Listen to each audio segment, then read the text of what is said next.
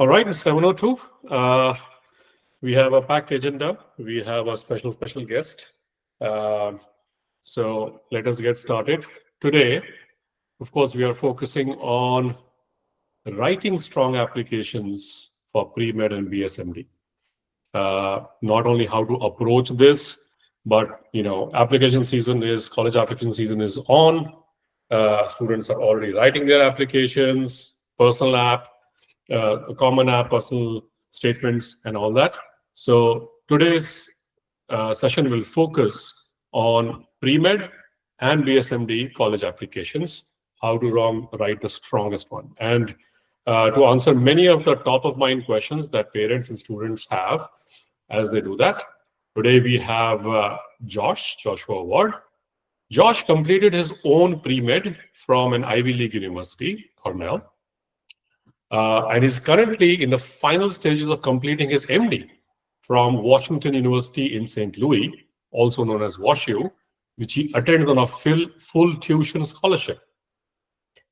Josh has extensive experience as a college admissions coach and has worked with numerous students, gain admissions to Ivy League colleges, MD programs, and top-tier pre-med tracks across the country. He brings deep understanding of what it takes to succeed as a pre-med student, as a BSMD student, not only because he's lived the pre-med one, but because he's guided students from all backgrounds through this journey. So welcome, Josh. Thank you. Thank you, Vineet. It's great to have you here. And I'm sure, our students and parents who have joined in will be very, very excited to hear as we threadbare some of the questions that are top of their mind. So shall we dive in? Let's do it. Okay. First one, Josh, college application is a multi-part process. What part of the college applications are most important when applying to pre-med or BSMD programs? So I say it's kind of a sort of a twofold answer here. I think, academics is what's going to get your foot in the door. I think, you want to have strong academics. So, do well on your ACTs, take AP classes, perform in those. But kind of the most important thing that people will sort of underestimate is the personal statement, and I'll say kind of your overall application narrative, because that's sort of what kind of makes the admissions committee take interest in you, I'll say. So what'll happen a lot of times, especially with kind of STEM-minded students, like people who they're really good at their sciences, they might not be able to, they might not have as strong writing skills, and so maybe they kind of slack off on the personal statement area, and that can really hurt. It can really hurt you, because what I'll say is you can see people who maybe didn't perform as well academically, but they have an extremely strong personal statement and they can get into a great university. But I don't usually see it go the other way around. And the other way around is, you're not going to end up maybe at a prestigious university that you might want to go to, and prestigious and everything, but it can be helpful. So I would say, most important part, you want to make sure you put a lot of time and a lot of effort into kind of crafting your personal statement and having someone go through, all the pieces of your application to make sure the entirety of your application tells a cohesive story. So those are the kind of two things. And again, you need academics. I'm not trying to say they're not important, but I would say definitely more important is having a strong personal statement and making sure you shape your whole application to sort of fit a specific narrative. And would it be fair to say that academics and extracurriculars, especially academics, are not as differentiating, because there could be scores of students who may have a very similar kind of AP courses, academics that they have done and all, and hence the need of the personal statement, because that is true, it's a differentiator, it brings out the human in you, and that's what the college committees are also looking at while making the decisions. Yes, that's essentially it. So you know, I would say no matter how well you do, academically, most of the time there's somebody who's done better than you, or maybe if you're actually a perfect student, let's say you're actually a perfect student, there's still a lot of other perfect students out there. And also,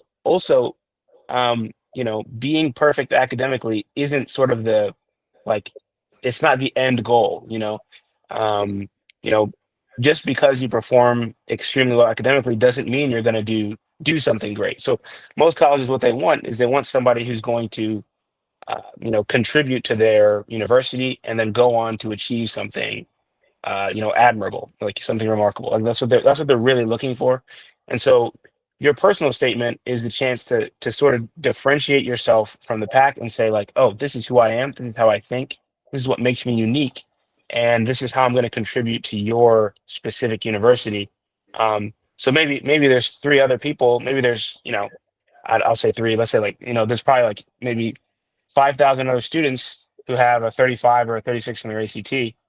But I also, maybe I built an AI application or something, and this is what, and again, for the personal statement, it wouldn't be saying, you don't just say, you don't want to regurgitate your resume, but why did you do that? What kinds of things drove you to to do the things that you've done that brought you to this point? It's all about kind of talking about what makes you, I always say, what makes you tick as like a person. You want to like have the admissions committee come away from that kind of understanding a little bit more about how you think as an individual, what kind of things like inspire you and drive you, and kind of make you do the things that you're doing. And that's how it'll help you. You can't just be doing activities for the sake of doing activities. Being the president of 10 clubs isn't as good as being the founder of one club that you spent, every weekend for the past 4 years. If you do that, if you have one club and you spend a lot of time in that, it's better than having 10 clubs that you just, you have your hand in here and there. So it's more about,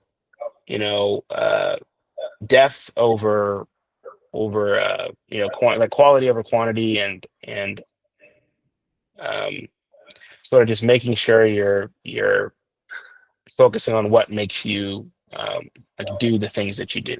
Yeah, no, totally makes sense. Totally makes sense. So let's delve into the personal statement a little bit more, specifically for if you're a pre-med or a BSMB student talking about it. Does the personal statement itself need to reflect the student's interest in medicine as a career?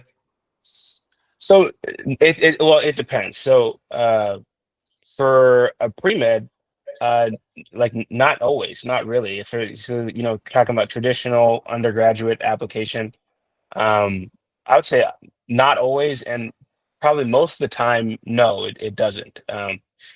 Because especially if you're applying into undergraduate, a lot of students don't necessarily even have an extremely firm grasp of like what medicine is and like how big of a field it is. So it's better to focus on the things that like you want to do when you go to college. So let's say, and I'll talk about BSMD after this, but let's say you're applying to college and you're applying as a chemistry major. You did some research in chemistry in high school, and I'm making this up here, but let's say your grandmother had Alzheimer's disease. So you focused on the metal ion hypothesis for Alzheimer's disease, and that's what you did all your research on. And you talked about how, in your personal statement, you talked about how, you know, treating, taking care of my grandmother as a kid, and kind of seeing this progression of her disease. It made me want to pursue this, um, you know, pursue Alzheimer's research in this way. And so that if that's how you decide to take it, and you're planning to major in chemistry, like that makes sense, and that could work for an undergraduate application. But at the same time, you could also, let's say you want to major in English, okay, and you just love writing. You love writing a lot. And in your personal statement, you talk about your love of writing, how you're passionate about it. You don't even have to. You just talk about how it just enthralls you to write. And then you can talk about something. You always want to go from in. I would say you start in and then you move out. So yeah, you first talk about yourself. Say, "Oh man, I love writing. It's been something that's I've always been passionate about. So I started to tutor. So you did something about that. You looked outwards and you said, okay, so I started tutoring my fellow classmates and how to writing and how to write. And then eventually I wrote an article or I wrote a book. While you're in high school. And the reason why I wrote this book was X, Y, or Z. And so, that all those are totally fine. All of that can have nothing to do with medicine. But it would still be a great personal statement. And you could just say, I'm applying as a pre-med. And there'll be other areas in your application to kind of show that it's something that you're passionate about. Mhm. Now, for BSMD, you should, again, it's not like necessarily, I'm not going to say it's 100% necessary, but you do need to show some interest in science, healthcare, um, service.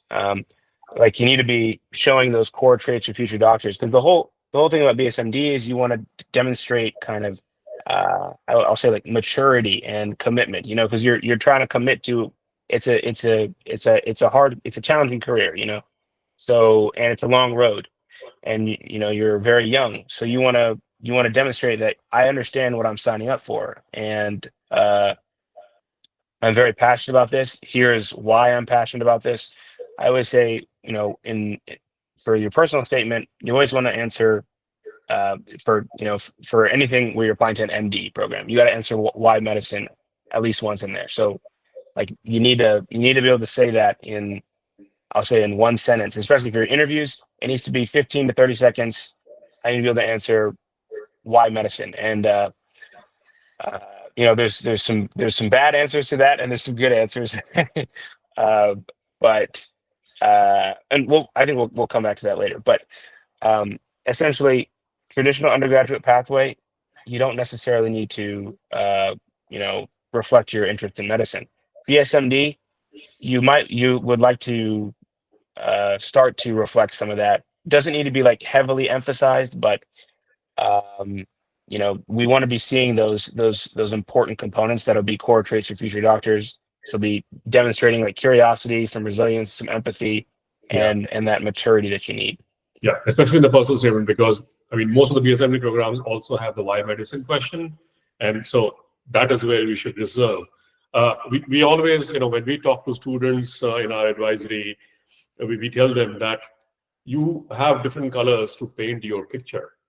Don't use or overuse one color. It'll not be a beautiful picture, right? And that's exactly what Yeah. is also looking at the why they have these different prompts and different parts of the application to assemble the whole you. So definitely give the more human side of the color in the person statement. Super. I think we've already addressed, should you show some inclination towards a subject or two? We've addressed that. Let's talk about a little bit of college selection. Like how do students or how do families choose the right undergraduate college when it comes to pre-med? Like, are Ivy Leagues better, or some other factors determine the right colleges for pre-med? Yes. So what I always say is, okay, the best college for pre-med it's not necessarily the one with the most prestige. Okay. It's just where your child is going to be able to thrive. Okay. And that could be a state school, that could be that could be an Ivy League university. But I think it boils down to best fit, right? So yes, Ivy Leagues offer phenomenal support and resources for pre-medical students. Um, but the truth is, I would say so do most other schools in the United States. And so there can be this tendency to place more weight and this emphasis on like, oh, we want to go to a more prestigious school. We want to go to an Ivy League. And people say there's potentially better advising at those schools than there are at state schools. But I would say that this kind of, I think the truth is that if no matter where you go, if you excel academically and, most medical schools have extremely similar requirements. You meet the basic requirements to attend medical school. You do well in your classes. You do some research. You do some you get some clinical exposure. Um, I would say you can attend. You can. There's no medical school that's off the table for you if if you didn't go to an Ivy League. And I would say, I'm at WashU in St. Louis now. And I have plenty of colleagues who went to a state school, and they did very well in their classes. They just have very, very good MCAT scores, very good. They all had, high GPAs, and there's always, I'd say, almost every school in the nation. You'd have to try, I would say, to find one that doesn't have uh, like Yeah. good support or just reasonable support, because schools love to support students who are doing well, and they have high aspirations. So if you go to, in fact, sometimes it can benefit you to go to a smaller school because you can get more focused support than if you go to sometimes people will go to a large school like Cornell, for example, and you can kind of just get lost. I'll say lost in the sauce, so to speak, because there's a lot of pre-meds there, and you need to you have to seek out your own mentors, and that takes that's more initiative and so forth there. While you go to a state school, you're the person who is performing highly in that space. Everyone at that school is gonna rally behind you. They will, Yeah. and so again, I'll just say it boils down to best fit. Let's say you get into an Ivy League, but then let's say you also get into a state school on a full ride. Well, you're also going to you'll save a lot of money by by going to the state school. So it's all about just figuring out what's going to work best for the student. And I don't think an Ivy League is necessarily uh, that much better than a state school if you just meet the same requirements. Just excel academically and meet those basic requirements. Yeah. So at pre-med, and we see this in the students that we work with for pre-law also, is a lot like high school. And hence, of course, some high schools are different. They have specializations as well, similar to this, because your medical career and your law career or even education actually starts after undergrad. This is a very important aspect that parents and students should know now as they are applying to colleges, that what to optimize for. Definitely for pre-med, just optimizing for brand is not that big a deal. In fact, optimizing for where you will excel and actually have a high GPA. If your GPA is not good in undergrad, that will hurt you more than the name of the school. So, Josh, if I summarize that right. Yes, I would agree. I would agree. I will say, I think there may be a little bit of that, like there may be a little bit of I have noticed, I didn't mention this before, but I have noticed that with some medical schools, if you get a slightly lower GPA at an Ivy League, sometimes they'll grade it because usually it's extremely it's just very rigorous at an Ivy League. So if you get a 3, I don't know, like a 3.6 at like a Cornell versus like a 3.6 at a community college, it's a very different thing. But yes, I would agree though that if you if you go to Cornell and you get a 3.0, but if you'd gone to, let's say, your local state school, you would have graduated with a 4.0. I think that I mean that's a big difference, and then it would have you would have benefited a lot more from just going to a state school, kind of building yourself up, kind of making sure you're solid in your like study habits and kind of discipline, and then graduating and going to a good med school. Got it. And Josh, there have been some knowledge floating around where, if a school has an associated medical, a hospital, that's better because then you will get shadowing opportunities. How true is this in your experience of pre-med and MD? Okay. So for me, this wasn't extremely true, but I know it can be more true depending on which school you go to. So for Cornell, we have like the Associated Hospital. It's Weill Cornell, but Weill Cornell is in New York City, which is almost 7 hours away from like Ithaca, New York, which is where the undergraduate campus is. And so we had a local hospital that I know some students rotated through, but I never rotated at that hospital. It's called the Cayuga Hospital in Ithaca, New York. Mhm. And I never even had the opportunity to. It was the spots were like very limited, and I only know like a couple students who like actually even got in there. And so all my clinical experience came from my hometown. I'm from Oklahoma, Mm. and I just worked at the local hospital there, and I did some shadowing and some clinical work. Um, and so I think that it's not necessarily I don't think it's necessarily true that you're guaranteed to get easier exposure Mhm. to physicians. I think you'll find, especially as an undergraduate student, the it can be challenging to get into those kinds of spaces and meet physicians. I think that the best thing to do is just get involved with, you know, a local area. Just find the easiest path possible. So either, you know, wherever your hometown is, if your school is in your hometown, then that's great. But I would just say try and utilize your own network to see who you can uh, kind of get in touch with to get that clinical experience that you'll need. And then if not, of course, you can always cold email.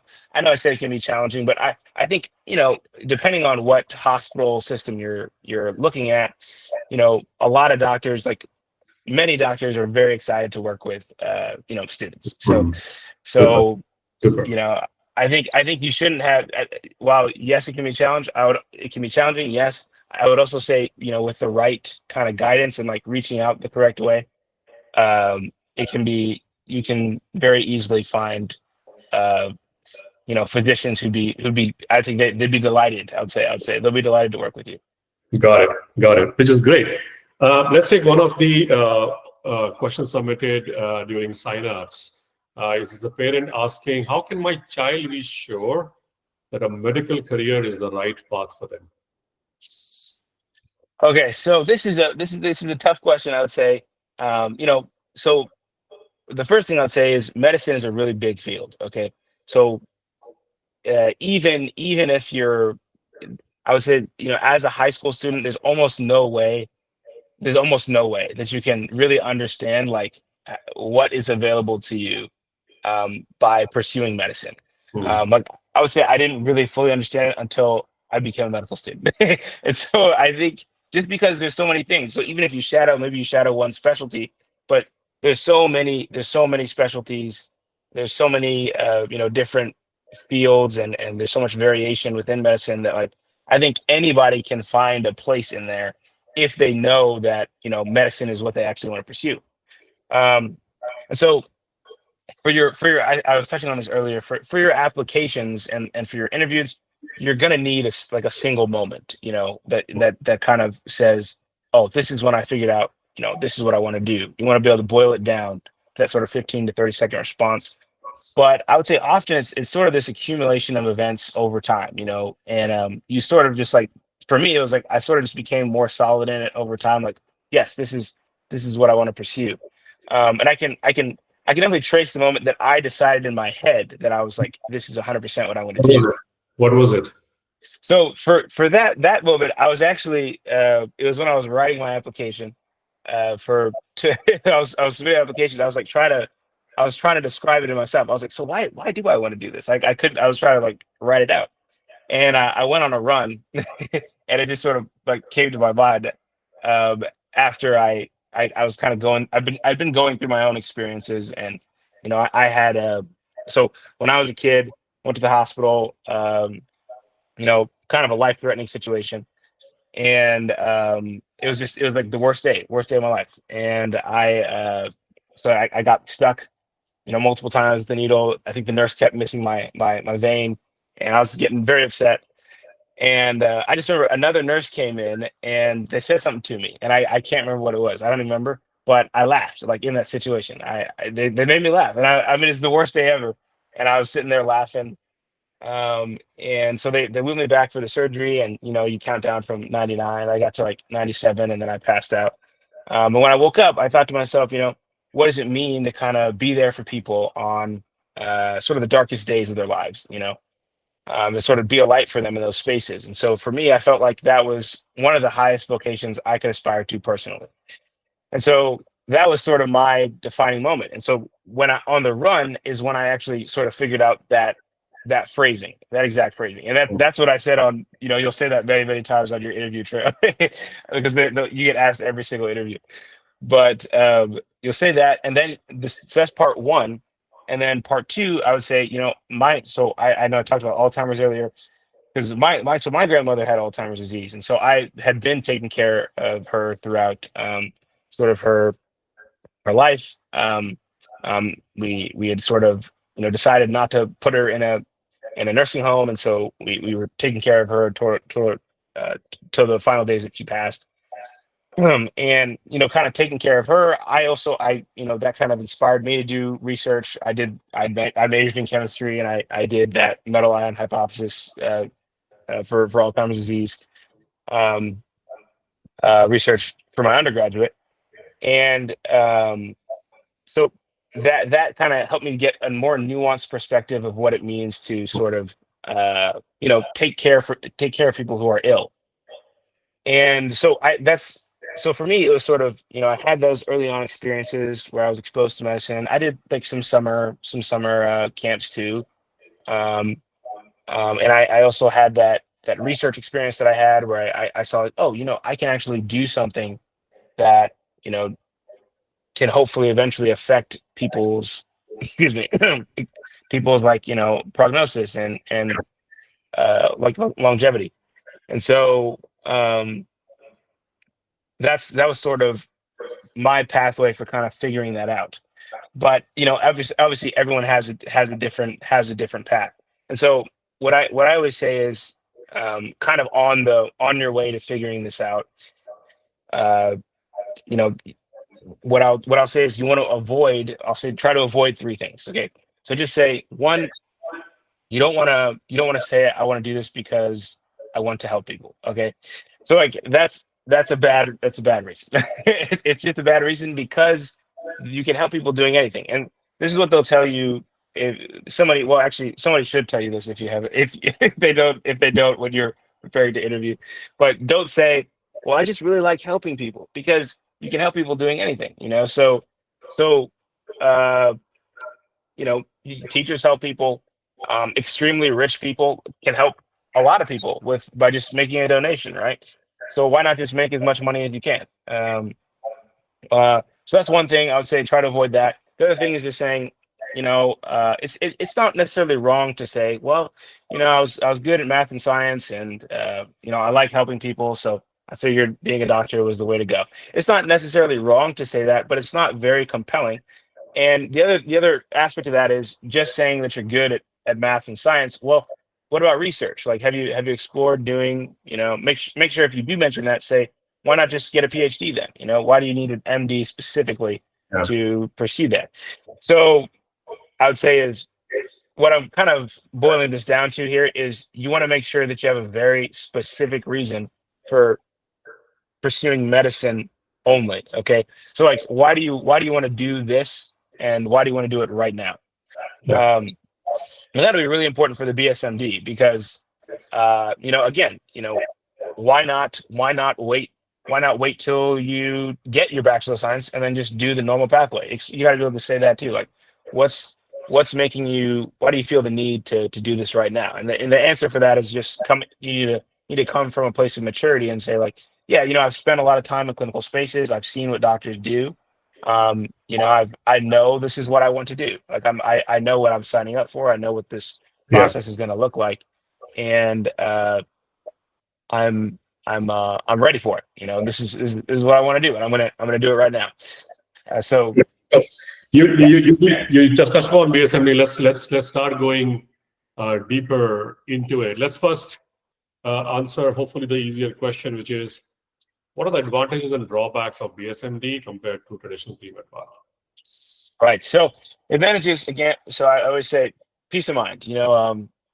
I will say, from experience, applying to medical school is a stressful process. It's a very stressful process, and there's all kinds of moving parts. You got to get letters of recommendation, and you got to, do well on your MCAT. You got to do multiple rounds of interviews. And this is already after you've already been accepted into your college of college. You see, this is like your second round of intense essay writing and talking with multiple advisors. So why not just not do that? Right? This gives you peace of mind. I can get into a BSMD right now. Let's say I know this is what I want to do. I can get in right now. I don't have to do any of that. On top of that, I'll finish younger than most of the people, depending on what school you apply to. Maybe you don't even have to take the MCAT.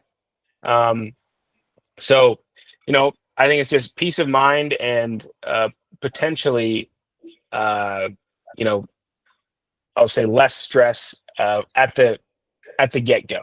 Mhm. And really, the only major drawback of the BSMD is, excuse me, is the loss of flexibility. So, especially if you're, again, you're coming out of high school. You're extremely young. It can be very challenging. It can be challenging to know what you want to do. But I know some people they know exactly what they want to do, and they're like, "This is what I want to do," and that's great. But it's just good to be aware that you're going to lose a lot of flexibility at that stage. So, I know people who maybe they wanted to start a business or something like that. Like I have people like, "Oh, what I can start a business right now, make a lot of money, and then I can pursue this degree." Or some people have like creative endeavors that they want to pursue. And this is kind of siloing you off from those kinds of activities in your prime years. These are like kind of your prime young years, because after this you're going to imagine the residency. You probably will finish around 26, 27 if you do the shortest residency possible. So yeah, again, it's all about understanding what you're signing up for. You will lose a lot of your flexibility and your time if you pursue this pathway. And while if you go the traditional way, you still have space to explore other options uh, and kind of pursue other endeavors that you might have been originally interested in. Makes sense. Now, having said that, I'm sure some students are like, yes, they've also prepared many Right. years, 4 years, 6 years for BSMD. So, what can a student do to stand out as they write their BSMD applications? So I'll say it mostly is more like you want to do three things. I'll say you want to do three things. One, make sure you have early exposure. So you need consistent exposure to clinical environments from an early age, right? So you want to start, uh, you know, freshman year of high school. You've been shadowing a physician. You're maybe volunteering at a hospital. You're helping in a clinical or research lab setting. Um, just starting to like be exposed to that space. And it's really important for BSMD because so the second thing here is you want to be able to demonstrate a level of maturity. Again, like medicine it's a challenging field. You're going to be exposed to a lot of challenging things, like personally and professionally. And you're going to have people's lives. They're going to be in your hands. You're taking care of people. So if you're uh, 17 or 18 years old, you know, you want to be able to demonstrate that, I understand what I'm signing up for. I know I keep saying that again, but it's a big deal. Like, Hmm. I know what I'm signing up for. And so that early exposure, level of maturity, and then commitment, you want to be consistent with the things that you do.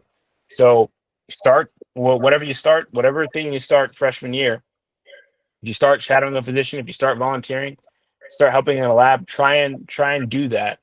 You know, you don't have to do all those things, obviously, but I mean, it'd be good to have some, some pieces of all of those, but make sure you have one thing that you've been doing consistently for at least, 2 to 3 years. And so that's sort of what I'd say there. And then, Look, yeah, yeah. And then obviously, you need to make sure crafting your application and have an excellent personal statement. But these are the things that need to show through your personal statement and like really through every piece of your application. You want to, again, early exposure, demonstrated maturity, and clear and consistent commitment. Like I mean, be committed, be mature, and like be exposed so that you can say like I actually know what I'm doing. yeah, yeah, and that kind of also explains why there are so few BSMD programs, and the selectivity is of course very high, because they really, really, really want to take students who are like 100% plus sure about what they're committing to. Exactly. If a student gets accepted to BSMD, are they locked into attending that medical school, or can they apply out to other medical schools? So I know it's school dependent. So there's kind of two different situations with this. So some schools they're binding, where it's binding and non-binding is what they'll say. So if it's binding, once you're accepted, you have to attend that specific medical school. So like, and as long as you meet all the requirements, you keep on. I think that a lot of these programs you have to maintain a minimum GPA. Sometimes you will have to have they'll have you take the MCAT in their program, and then obviously meeting standards for conduct. But if that for them, it's a binding agreement. So if you get into that program, you have to go to that medical school. Like that's what it is. I think Baylor is like that, and a couple others. But there are some other ones that are non-binding. So like they're semi-flexible. So that means they can apply to other medical schools during their senior year of their BS of their college part, and while they still have their original seat as like a backup. Yeah. I know. So Brown's like that, where you can still apply to other medical schools. So let's say you get into Brown's PLME program, Yep. and you want to apply to Harvard. You want to apply to Harvard. So you apply to Harvard, you get into Harvard, you can go to Harvard. And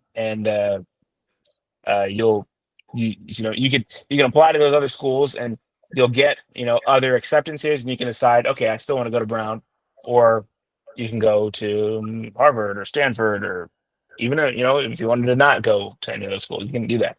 But yeah, I would say for these things, you want to before you apply, before you commit, just make sure you ask, like, does the program allow applying out? Am I going to need to take the MCAT? What about this? What about the minimum GPA? Other requirements to maintain eligibility? So just make sure it's all tying into your, I guess like your child's mindset. So like, is he confident medicine's his path? Is he comfortable committing early to one school? Does he want the binding program, or does he want some more flexibility where maybe you can go to a higher ranked medical school later on? Got it. Okay. And when it comes to BSMD programs, like the student is targeting BSMD, but most students will also hedge their bets and also apply traditional programs. How many overall applications should a student who is looking for BSMD actually target? Yeah, so you definitely should apply to traditional colleges as backup. I know that. I would say, you're a strong applicant, apply to maybe 8 to 12 BSMD programs, and then probably 5 to 10 traditional schools. And I think that gives you like good flexibility, so you can say, okay, if I don't get into a BSMD on the first try, I have some other schools that are available to me. Mm. And yeah, I think that's a good range there. You know, So and sometimes people tend to they'll apply to like 30 schools because and 50 others. it can become a lot. Like anything beyond 15 starts becoming a big, like it's a big burden on students also, depending Yes. on the schools that they are applying to. But if you're targeting BSMD, 8 to 12 BSMD programs, and then maybe 5 to 7 to 10 traditional schools would be how you hedge your bets. Um, Yeah. what other factors should students and families consider when applying to BSMD programs? So I guess, uh, kind of looking back to what I was saying previously, you always want to go for fit over prestige, so you want to go to a school that matches, um, like what you want to do. And that can be hard. Again, it can be hard to know as when you're in high school, but some schools are more research heavy, uh, while others are more, uh, geared around service and education. And so having an idea early on of like what kinds of things you want to pursue and like what kinds of things you see yourself um, pursuing and growing in, it can help you sort of tailor your schools. You might say like, oh well, uh, Case Western is a school that really values research. It's a very research heavy school. Um, and so if I'm not as interested in doing research, maybe I would target, obviously it doesn't mean you won't not necessarily apply, but maybe you tailor your application more towards like what you want to do. So like, let's say I'm more of a service oriented student. I'm interested in you know helping underrepresented communities and working big in education, educating medical students later on. Well, then maybe that's something you'll talk about in your application, and you'll frame your application around that, and that will appeal to specific schools. Well, if you're more into research, if you're truly into research, uh, and the reason I say truly is because sometimes there's another component here where people, well, this is more for the MCAS application, but there's places where you can say like, what they'll say like what was the most important or most defining moment for you, and you can like select three of those. And sometimes people will just immediately say, oh, it was the research, it was my clinical experience, and it's like, no, don't do that unless it's true, but it's Mm. not obligatory. You want to say what you're actually passionate about. So um like I think for me, I put like a lot of education things on there, and I actually I sang in the Glee Club when I was an undergraduate. So and it was like the choir. And that was one of my most defining moments, and I talked for like a long time about that. And so don't feel the need to necessarily only talk about science in your deals, because again I always say this, but if you especially if you've done well in your classes, like if you do well in your classes and you excel academically, they understand that you have the ability to do this work. So your new goal is now to demonstrate like how you're unique and how you're going to like contribute to their class, and sort of like make their class seem more exceptional. So like, oh yeah, I'm a musician. I can sing. I play piano. Those kinds of things. Like like you'll like physicians will look at that and be like, oh, this guy's gonna be like great to have in the class. Like I want to meet this guy and hang out with him. Yeah. And that'll help you stand out from the other people who also have your exact same stats. So so that's that. I'll say so. In summary, try and tailor your application to fit a specific narrative. So again, like if you're research oriented, focus like try and tailor your application to fit that. Service oriented, try and tailor your application to fit that, and then try to highlight your uniqueness. Um, you know, like what things make you unique, outside of your test scores. Super. Okay, Josh, now let's start tackling a few more audience questions. There is one audience question in the chat. Kumar is asking, Okay. wondering if it's hard to get a residency placement if you do a BSMD versus traditional school, because you're only doing 6 years of school rather than traditional 8 years in BSMD. I would say no, I don't believe so. So I haven't seen, I haven't looked at the data for this specifically, but I'm just thinking to myself because I have several friends who have matched and they've done fine. You still have to take, USM, like step 1 and step 2, even if you do a BSMD. So it's accelerated, but only because in some ways it's almost more helpful because you're just starting your clinical exposure earlier and you have more time to sort of accumulate that knowledge. So I would say you're almost better equipped to take your board exams because you've been studying for that content for a longer period of time in a sense, depending on what school you go to and depending on how they sort of structure your program. But yeah, I don't think you're at a disadvantage. I wouldn't say they're at a disadvantage at all. Yeah. If you do your BSMD, you excel in your you do your BSMD, you excel in your step 1 and step 2, and you've been a good medical student, you get, it's I always say like doing the basic requirements. I said that for applying to medical school, applying for it's the same for applying for residency. Just hit your baseline requirements and sort of go from there. Yeah, and again, Kumar, not all programs are also 6 years. There are 7-year BSMD programs. Some are actually 8 also. So there are variations. So 6 is not the rule. What are some questions that are unique to BSMD programs, and how do you prepare for them?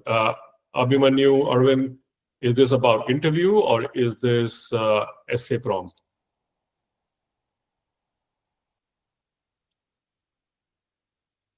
I could probably answer either way, but Interview. Okay, interview. So for interviewing, I would say when you interview for college,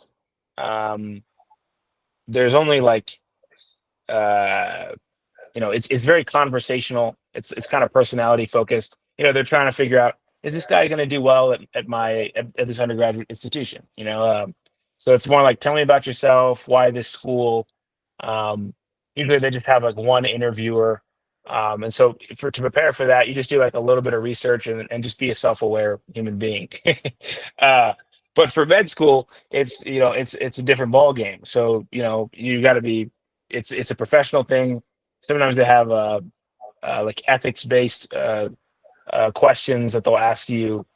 So like they'll say like something like you have a student, he's your classmate, you have a group project that you're working on.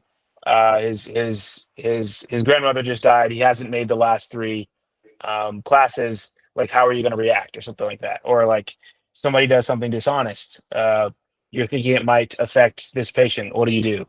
And then of course also the big question that I mentioned earlier, you must respond well to is why medicine. So you need to be able to say that in 15 to 30 seconds. I'll say, and then so it's more like why medicine, ethics-based discussion questions. Describe a time you failed.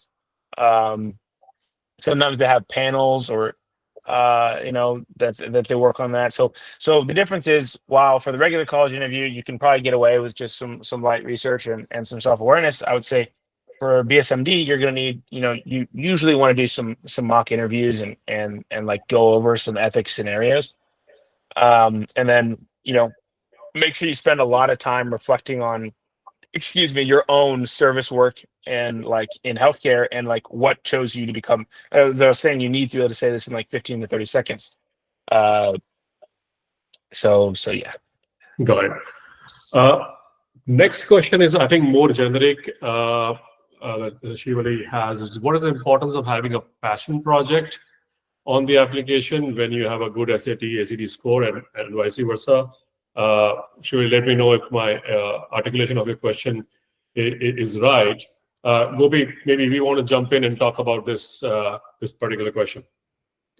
Sure.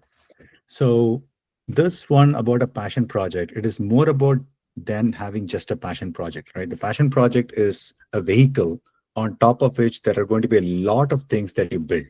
The first one is you're going to take this passion project and convert it into something which is tangible. And that's going to be a story that you're going to say as part of your application, right? So it's going to give you a strong storyline to say, this is why I want to pursue a specific field. So it kind of forms the backbone of your application. The next one is you're going to compete with this project in science fairs and other competitions, which is going to give you awards, which is going to fill into the award section. You're going to also potentially take that project and convert it into some kind of a poster or a research publication at a conference, which is going to add additional credibility because people outside of your local circle have gone and done stuff.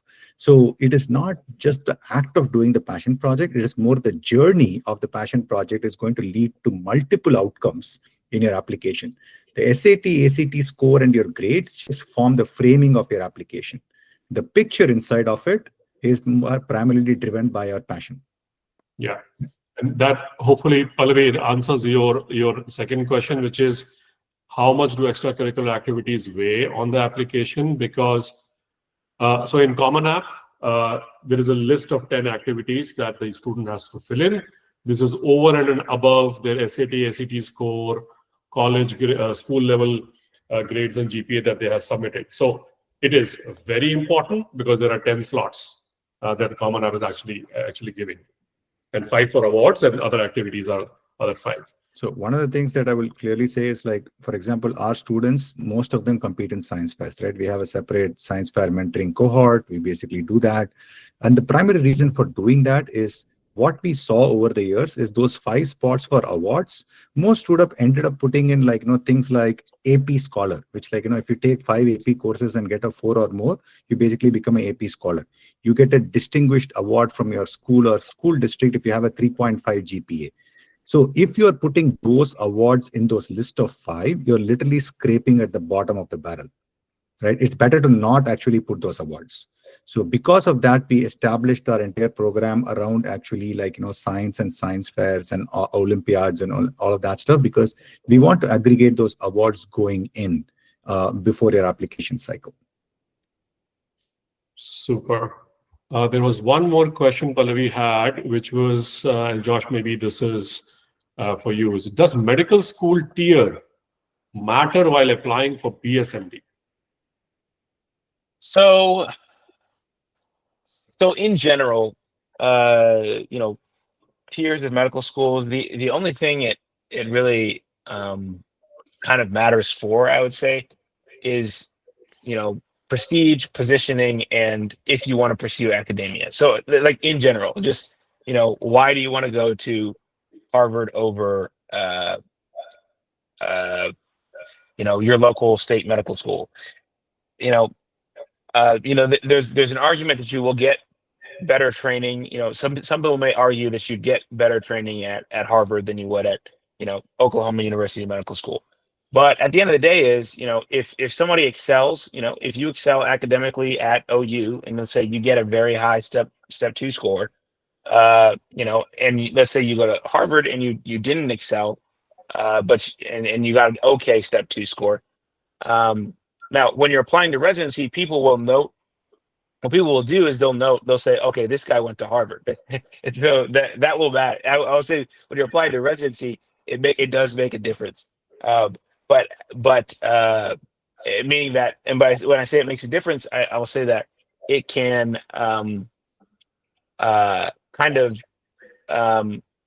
what's the word? Maybe gloss over. It can shield, I'll say, a lower academic performance, because you had to perform it very, very well to get into that school. So there's sort of a baseline understanding that they'll say, okay, this guy went here, so he has to, he does have a certain level of academic performance.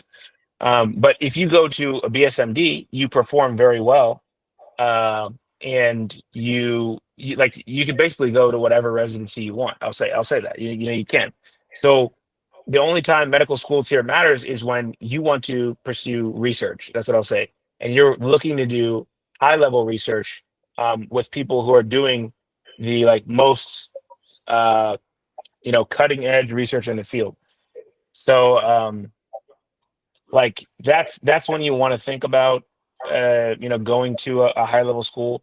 It also I'll say like it does leave more options open to you. When you go to a higher tier school, your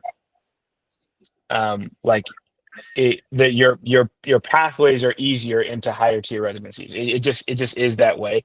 So like, for example, like last year at Wash U, for example, I think we had like maybe like 5 or 6 people match at Mass General, which is the Harvard Associated Hospital. And because we have so many connections there already, like it's not a pipeline necessarily, but there's a lot of students here, and there's a lot of faculty here who have connections at Mass General, and so when they write a letter of recommendation or when they make that phone call, they can just say like, oh, hey, I really like this student. He's really interested in going to Mass Gen. I think he'd be a great fit for you. Like that carries a lot of weight, especially for surgical specialties. But at the same time, that also comes with it. Like in order for you to go to a school like that, you still have to be a stellar applicant. So it's kind of like, one, be an amazing student. You gotta like get good grades. You gotta get a good Step 2 score, and then letters of rec and your actual evaluations on your sub internships. This is probably going a little too deep in the other direction, but so I'll just stop there. Essentially, it covers in fact some of the questions that have come from students or families who are still early in high school, like freshmen getting into 9th grade right now, which is interested in pursuing a career as a physician. What is the path to follow? Do they need to write a competitive exam? So folks who submitted that question, similar, that's what we coach students on, and so does Josh with Future Forward. So if you need that, we have given our website address out here. There are also blogs that we have around pre-med and the entire journey, and BSMD and entire journey. Please read them or contact us. We will be happy to help. So we are at the top of the hour. Josh, again, thank you very much. Again, a very engaging discussion, very, very focused on pre-med and BSMD. And families who are with us for this hour, if you need either us and or Josh to help you with your student's journey, do contact us.